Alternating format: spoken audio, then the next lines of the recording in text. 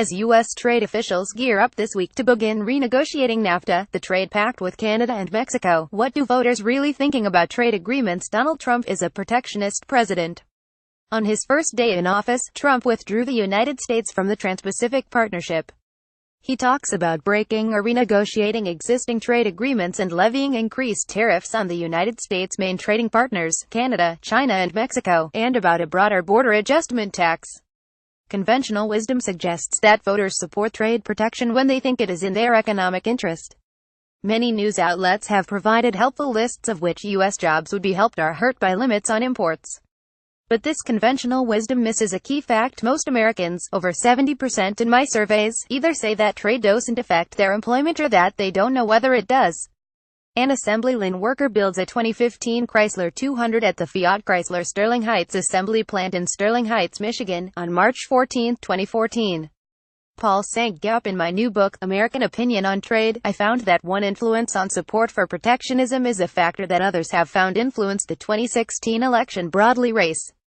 Many Americans support trade protection because of a pervasive belief that trade harms others in the country.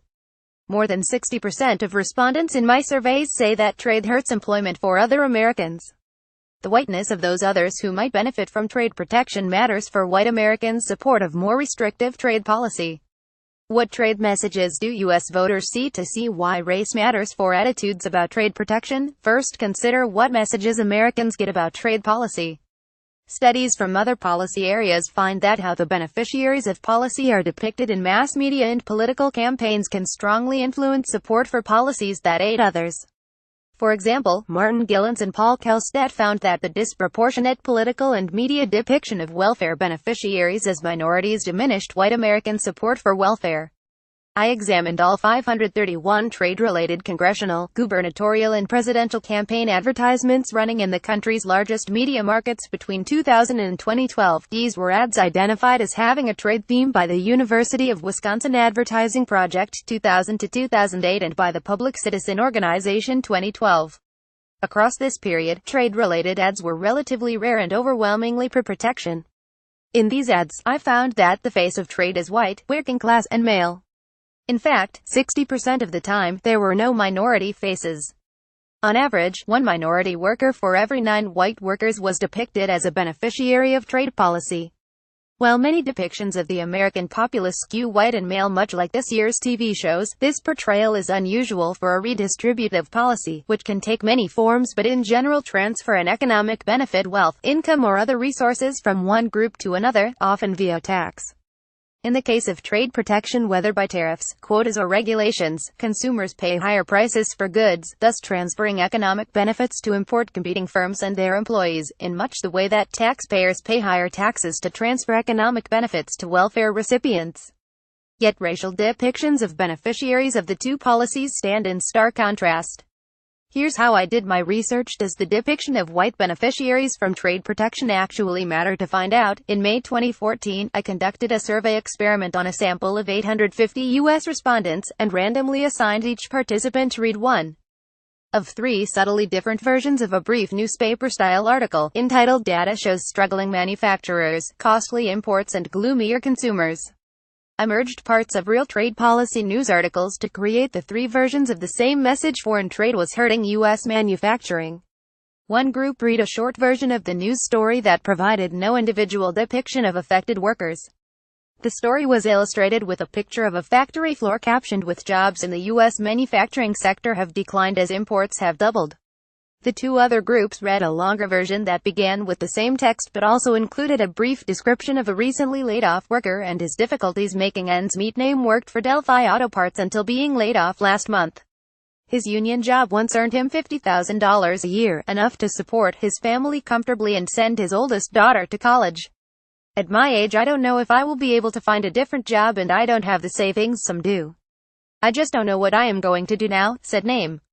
In the black beneficiary version, the laid-off worker was named Cedric Washington and the accompanying picture showed 2 unnamed middle-aged black men at an employment fair. In the white beneficiary version, the laid-off worker was named Randy Snyder and the accompanying picture was of 2 unnamed middle-aged white men at an employment fair.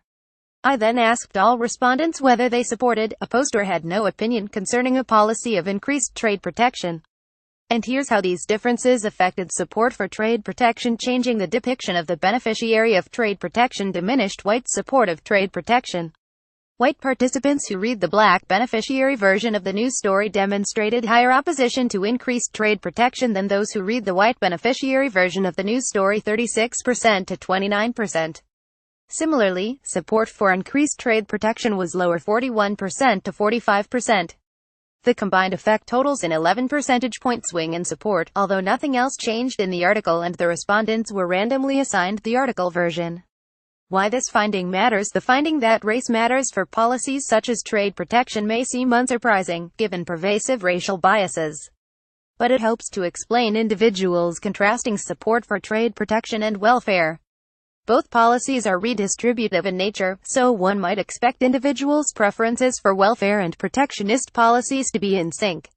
Although some might wonder whether the 2014 time frame, late in President Obama's second term, made race more salient, similar survey experiments have demonstrated that race has shaped policy opinions in other domains over decades. It will be interesting to trace over time the effect of race on trade preferences that I detected. It's who people think benefits from trade protection that matters. White men wearing hard hats star in most trade-related campaign ads. Furthermore, the 2016 election cycle provided a spate of articles about the economic concerns of the white working class with depictions that double down on the whiteness of trade protection beneficiaries. Yet at the end of the day, their numbers alone don't explain the support for trade protection. Donald Trump's protectionist rhetoric may have appealed to more than just Americans who are directly harmed by free trade. Instead, some Americans who traditionally dislike redistributive policies may see trade protection as acceptable in part because of the beneficiaries depicted. Alexandra Gissinger is an assistant professor of political science at Temple University. Her research focuses on domestic and international reactions to countries' trade, capital and exchange rate policies.